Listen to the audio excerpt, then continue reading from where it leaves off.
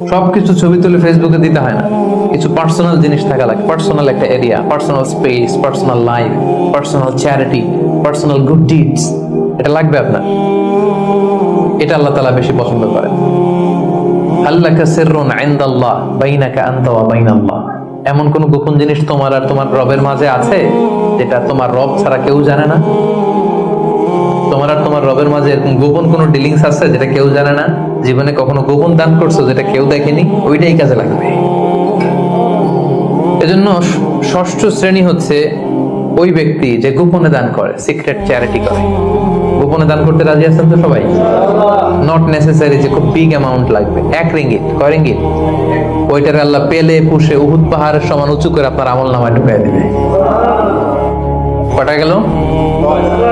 7 number হচ্ছে রাজুলুন যাকারাল্লাহ খালিয়ান ফাফাদাত আইনা, যে ব্যক্তি গোপনে আল্লাহর জিকির করে, আল্লাহকে স্মরণ করে আর চোখের পানি ছাড়ে।